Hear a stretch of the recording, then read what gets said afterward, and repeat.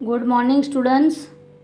प्रिय विद्यार्थीगण, आज इस लेक्चर में मैं आपको टेक्स्ट बुक में पार्ट 4 कथनी और करनी समझाऊंगी। कथनी यानी जो कहा जाता है वह, करनी यानी जो किया जाता है वह। हमारे पाठ का शीर्षक है कथनी और करनी। दूसरों को अच्छी बातें सिखाना बहुत आसान है। हम किसी दूसरों को अच्छी बातें सिखाते हैं, परंतु हम खुद ही उन बातों का पालन नहीं करते हैं। हमारे लिए वही सीख अपनाना बहुत ही मुश्किल है। दूसरों को हम धूम्रपान नहीं करना चाहिए ऐसी सीख देते हैं, ऐसा उपदेश देते हैं, परंतु हम स्वयं उस सीख का पालन नहीं करते हैं। हम बच्चों को सिखाते हैं कि झूठ नहीं बोलना चाहिए, सच बोलना चाहिए, परंतु हम स्वयं ही झूठ बोलते हैं। इसलिए सच बोलने वाले का उपदेश देने वाले खुद ही झूठ बोलते हैं। तो इस पाठ में कथनी और करनी में अंतर बताने वाले कुछ ऐसे उदाहरण भी दिए गए हैं। हम इस पाठ के द्वारा देखेंगे कि दुनिया में कितने लोग ऐसे होते हैं जिनकी कथनी और करनी दोनों अलग है, जिनमें अंतर है। तो हम प्रस्तावना को शुरू करेंगे। मानव जीवन प्रभु की अनमोल देन है। प्रभु ने हमें यह मानव जीवन बहुत ही कीमती भेंट के स्वरूप में दी है। सभी प्राणियों में मनुष्य को प्रभु ने विशिष्ट शक्तियाँ प्रदान की है। इस पृथ्वी पर जितने प्राणी हैं उन सब में सबसे ज़्यादा विशिष्ट यानी खास प्रकार की शक्तियाँ ईश्वर ने मनुष्य को ही दी है। इसीलिए वह संसार में बहुत ही अच्छे ढंग से जीवन यापन करता है। इसलिए उन शक्तियों के कारण ही वह संसार में मनुष्य है, संसार में बहुत अच्छी ढंग से यानी तरीके से अपना जीवन बिताता है, अपना जीवन पसार करता है। मगर सभी लोग हर समय सही काम नहीं करते हैं। कितने लोग ऐसे होते हैं जो हर समय अच्छा काम, सही काम नहीं करते हैं, जिनकी कथनी भी अलग होती है और करनी भी अलग होती है। कई बार मनुष्य कहता कुछ है और करता कुछ है। कई मनुष्यों की कथनी और करनी में अंतर देखने को मिलता है। इस बात को प्रस्तुत निबंध में उजागर किया है। यह निबंध में उस बात को उजागर किया है कि कई लोग, कितने मनुष्य ऐसे होते हैं जिनकी कथनी और करनी, कहना अलग होता है और करना भी अलग होता है। इस पाठ में उदाहरण द्वारा हम समझेंगे कि कितने लोग ऐसे होते हैं जिनकी कथनी और करनी दोनों अलग होते हैं। हम पाठ का भावार्थ समझेंगे। ईश्वर ने मनुष्य को अन्य प्राणियों से श्रेष्ठ बनाया है, कई गुणों से उसे संवारा है, इसका उसे अभिमान भी होता है। परंतु स्वयं को गुणों की खान समझने वाले व्यक्ति कई बार ऐसे कार्य करता है जिन्हें वह गलत बताता है। कथनी और करनी में अंतर के ऐसे कई उदाहरण रोज देखने में आते हैं। ईश्वर ने मनुष्य को अन्य जो पृथ्वी पर प्राणी हैं उन सबसे अलग बनाया है और श्रेष्ठ बताया। श्रेष्ठ यानी उत्तम। सभी प्राणियों से मनुष्य जाति उत्तम है। कई गुणों से यानी मनुष्य को ईश्वर ने कई गुणों से सजाया है। ईश्वर ने मनुष्य में बहुत सारे गुण अच्छे रखे। अच्छे गुण भी हैं और खराब गुण भी है। ईश्वर हमें अच्छे गुण ही देता है और अच्छे कार्य करने की बुद्धि ही देता है, परंतु मनुष्य है वह अच्छा और बुरा करना दोनों हम पर आधारित है। अगर हम चाहे तो अच्छे बन सकते हैं और अगर हम चाहे तो हम बुरे बन सकते हैं, परंतु हमें इन ईश्वर ने जो गुण दिए हैं उससे हमें अच्छे कार्य ही करना चाहिए, हमें अच्छा बनना चाहिए। कई लोग ऐसे होते हैं कि जो बुरी संगति मिल जाती है तो बुरे बन जाते हैं। इसलिए हमें अच्छा बनना है। इसलिए ईश्वर ने हमें बहुत अच्छे गुण दिए हैं, अच्छे गुणों से सजाया है। इसका उसे अभिमान भी होता है। अच्छे गुण होते हैं तो मनुष्य को उसका अभिमान यानी गर्व भी होता है। परंतु स्वयं को गुणों की खान समझने वाले, गुणों की खान होना यह मुहावरा है जिसका अर्थ है बहुत गुणी होना। परंतु मनुष्य अपने आप को बहुत ही गुणी समझने लगता है और कई बार ऐसे गलत कार्य भी करता है। इंसान में अगर ज़्यादा अभिमान आ जाता है, अपने गुणों का ज़्यादा अभिमान आ जाता है तो वह गलत कार्य भी करने लगता है। कथनी और करनी में ऐसे अंतर होता है। इसके कितने उदाहरण यहाँ दिए गए हैं और ऐसे उदाहरण हमें रोज़ बरोज़ कहीं ना कहीं देखने मिलते हैं कि लोग अलग कहते हैं और उसका विपरीत ही करते हैं। हमें यहाँ एक चित्र दिखाया हुआ है। यह चित्र में एक व्यक्ति है। यहाँ एक तख्ती टांग रखी है जिस पे लिखा है फूल तोड़ना मना है और यहाँ एक व्यक्ति फूल तोड़ रहा है। तो इसके ऊपर से हमें समझ आता है कि फूल तोड़ना मना है, फिर भी यह व्यक्ति फूल तोड़ रहा है। तो कथनी और करनी दोनों में अंतर है। बस्ती के बीच सरकार ने पार्क बनाने की जगह छोड़ रखी थी। बस्ती यानी नगर के बीच में ही सरकार ने पार्क यानी बगीचा बनाने की जगह छोड़ रखी थी। नगर के बीच में एक पार्क बनाने के लिए सरकार ने जगह दी थी। बरसात के मौसम में मोहल्ले के एक सज्जन को उसमें फूलों के पौधे लगाने की सूझी। बरसात का मौसम था इसलिए मोहल्ले के एक सज्जन को, मोहल्ला यानी जो हमारा एरिया होता है, जो हमारी गली होती है, वैसे ही उसे मोहल्ला कहते हैं। जहाँ जिस जगह पर हम रहते हैं आजू बाजू का जो एरिया होता है उसे मोहल्ला कहते हैं। तो बरसात के मौसम में मोहल्ले का जो एक सज्जन था, सज्जन यानी जो अच्छा व्यक्ति होता है, वह सज्जन को उस जगह में फूलों के पौधे लगाने की सूझी। उसे लगा कि यहाँ हम पौधे लगा सकते हैं तो बारिश में पौधे अच्छे उग जाते हैं। बात अच्छी थी। वे कहीं से पौधे लाए, कतार में उन्हें रोपा। बात अच्छी थी, उन्होंने अच्छा सोचा था कि पौधा लगाने का, क्योंकि पौधे लगाने ही चाहिए। वे कहीं से पौधे भी लेकर आए। कतार में यानी लाइन में, जो लाइन होती है वह उन्होंने उसे कतार में रोपा। सब पौधों को रोप दिया यानी ज़मीन में गाड़ दिया। देखभाल की, उसकी देखभाल भी की।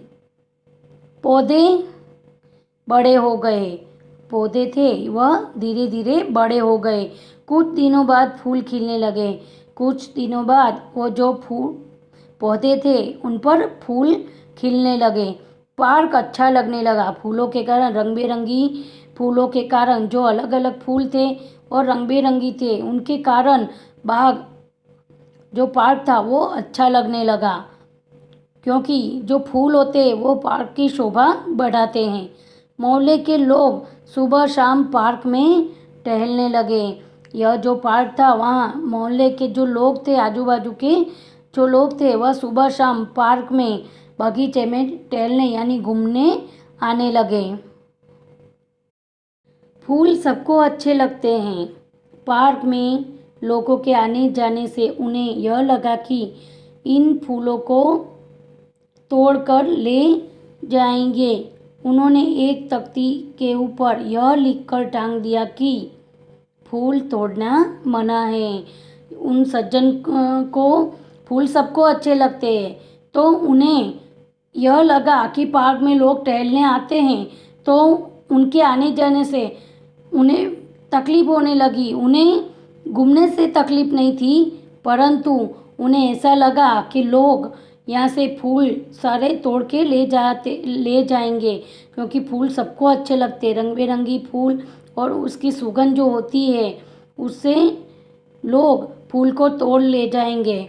और उन्होंने वहाँ पर एक तख्ती, यानी जो लकड़े का पाटिया होता है, पट्टी होती है, वह तख्ती जो हमने चित्र में आगे देखा, वह तख्ती लटका दी, टांग दिया, यानी लटकाई। और उस तख्ती पर, उस लकड़े के पाटिये पर उन्होंने लिखा कि फूल तोड़ना मना है। तो हम कोई भी खास बात होती है उसे अवतरण चिन्ह में लिखते हैं। जैसे हमें कुछ हाईलाइट करना होता है तो वह बात हम ऐसे अवतरण चिन्ह में लिखते हैं। आते आते सब उनको पढ़ते, कोई भी फूलों को नहीं तोड़ता। पर मज़े की बात तब सामने आई जब लोगों ने तख्ती लगाने वाले सज्जन को बड़े सवेरे जल्दी जल्दी फूल तोड़ते देखा। वे अपनी शर्म मिटाने के लिए बोले, पूजा के लिए यह फूल तोड़ रहा हूँ। आते जाते सब लोग वह तख्ती पर जो लिखा हुआ था कि फूल तोड़ना मना है, उसको सब पढ़ते थे और पढ़कर वह फूलों को नहीं तोड़ते थे। उनको मालूम था कि यहाँ लिखा हुआ है कि फूल नहीं तोड़ना चाहिए, फूल तोड़ना मना है, तो वो लोग फूल नहीं तोड़ते थे। परंतु एक दिन सुबह सुबह जल्दी लोगों ने उन्हें फूल तोड़ते हुए देखा, जिन्होंने यह तख्ती लगाई थी और तख्ती पर लिखा था फूल तोड़ना मना है। तो लोगों ने उन्हें फूल तोड़ते हुए देख लिया। तब उन्हें शर्म आ गई, वह शर्मिंदा हो गए, क्योंकि उन्होंने खुद ने लिखा था कि फूल तोड़ना मना है, परंतु उन्होंने स्वयं उसका पालन नहीं किया, इसलिए उन्हें शर्म आई और वो शर्मिंदा हो गए। और उन्होंने अपनी शर्म मिटाने के लिए लोगों को जवाब दिया कि मैं यह फूल पूजा के लिए तोड़ रहा हूँ। तो लोग उनको कुछ कहते नहीं थे, क्योंकि पूजा के लिए फूल तोड़े गए, इसलिए किसी ने उनको कुछ भी नहीं कहा।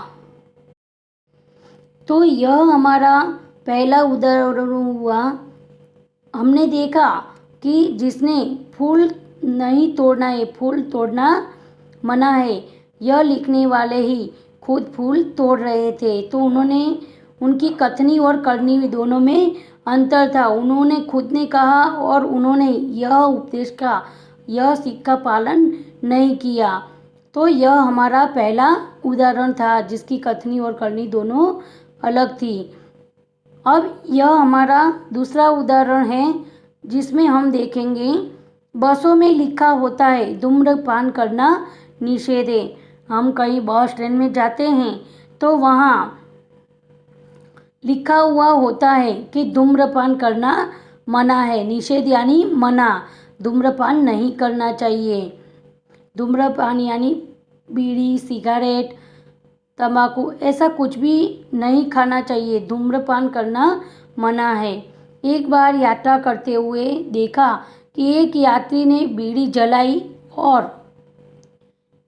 पीने लगा। उसे देखकर कंडक्टर ने कहा, भाई साहब,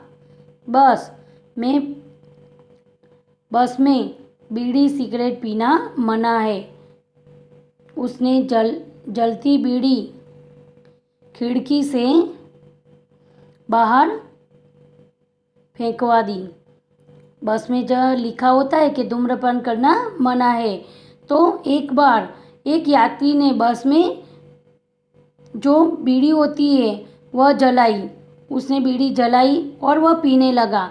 तो बस में जो कंडक्टर होता है, जो टिकट चेक करता है, वह कंडक्टर, उसने उस आदमी को कहा कि भाई साहब, यहाँ बीड़ी सिगरेट पीना मना है, बस में बीड़ी सिगरेट नहीं पीनी चाहिए, इसलिए उसने कहा कि मना है। कंडक्टर ने उसकी जो बीड़ी थी, सिगरेट थी, वह जलती हुई उसने खिड़की से बाहर फेंकवा दी। उसने कहा कि बस में यह नहीं पीनी चाहिए, तो उसने खिड़की से बाहर जलती हुई सिगरेट फेंकवा दी। थोड़ी देर बाद कंडक्टर ड्राइवर से के केबिन में जाकर बैठा, सिगरेट जलाई और दोनों पीने लगे। एक दूसरे यात्री ने उसे यह देखा तो लिखे हुए वाक्य की तरफ इशारा करते हुए कंडक्टर से कहने लगे, भाई साहब, बस में सिगरेट पीना मना है। इस पर कंडक्टर शीघ्र बोल उठा, यह वाक्य आपके लिए है, न कि हमारे लिए।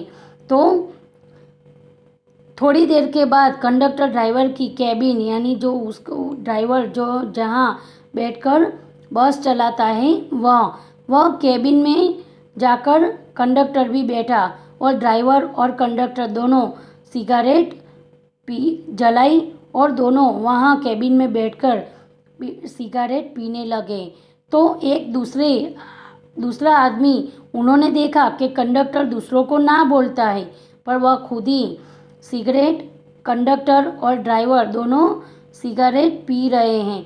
तो उसने जो वाक्य लिखा हुआ था कि धूम्रपान करना निषेध है, उस वाक्य के सामने इशारा करते हुए ऐसा कहा, कंडक्टर को बताया कि आप यह वाक्य लिखा हुआ है और आप खुद इसका पालन नहीं कर रहे हो। आप दूसरों को सीख देते हो कि धूम्रपान नहीं करना चाहिए, तो आप खुद सिगरेट क्यों पीते हो। तो उसने वह वाक्य के सामने हाथ करके कंडक्टर को बताया कि बस में सिगरेट नहीं पीनी चाहिए। तो कंडक्टर शीघ्र यानी तुरंत, उसने तुरंत जवाब दिया, तुरंत वह बोला कि यह वाक्य, यह जो सीख है वह आपके लिए है, आपको यह उपदेश का पालन करना है, न कि हमारे लिए। मतलब हमारे ऊपर ये लागू नहीं पड़ता है, हमें यह उपदेश आपके लिए है, हमारे लिए नहीं है। मतलब यह जो दूसरा उदाहरण है, इसमें भी हमने देखा कि कथनी और करनी में कितना अंतर है। जो कंडक्टर दूसरों को बोलता है, बताता है कि धूम्रपान करना मना है, तो वह खुद ही सिगरेट पी रहा है, तो उसने भी यह उपदेश का पालन नहीं किया है। उसकी कथनी और करनी दोनों में अंतर है। कथनी के विपरीत ही वह कर रहा है। मतलब कथनी और करनी दोनों में अंतर है। जो वह कहता है वह करता नहीं है। तो हमने यह दूसरा उदाहरण देखा। तो विद्यार्थीगण, हम यह चित्र में देख सकते हैं कि यहाँ लिखा हुआ है धूम्रपान वर्जित है, यानी धूम्रपान करना मना है। यहाँ हम देख सकते हैं कि कुछ यात्री बैठे हुए हैं और यहाँ कंडक्टर सिगरेट पी रहा है। तो इस प्रकार कितने मनुष्य ऐसे होते हैं जिसकी कथनी और करनी में अंतर होता है। ईश्वर ने मनुष्य को सोचने और विचारने की और कल्पना करने की करने के लिए मस्तिष्क दिया है। उसमें मनुष्य को अपने अच्छे और बुरे का निर्णय करने के लिए विवेक बुद्धि भी दी है।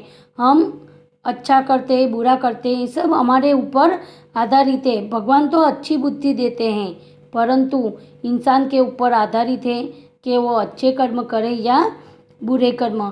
वाणी का वरदान भी केवल मनुष्य को ही मिला है। भगवान ने वाणी का जो वरदान है वह भी मनुष्य को ही दिया हुआ है। तो मनुष्य जैसा सुंदर प्राणी दूसरा कोई भी नहीं है। मनुष्य जैसा सुंदर प्राणी दूसरा कोई नहीं है। तो इस प्रकार ईश्वर ने सब मनुष्य को अन्य प्राणियों से श्रेष्ठ बनाया है। ईश्वर ने मनुष्य को ही सर्व से श्रेष्ठ बनाया है। तो इस प्रकार आपको मैंने यह जो पहला उदाहरण और जो दूसरा उदाहरण दोनों समझाए, उसमें आपने समझा होगा कि कथनी और करनी दोनों अलग है। कहते कुछ और हैं और करते कुछ और है। हमें ऐसा होना चाहिए कि हमारी कथनी और करनी दोनों एक जैसा हो। जो हम कहते हैं, अगर हम में सारे गुण हो तो ही हम दूसरों को कुछ बात बता सकते, कुछ कह सकते हैं।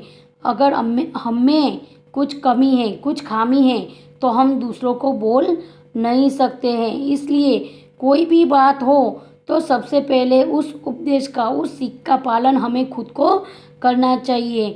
उसके बाद हमें दूसरों को बोलना चाहिए।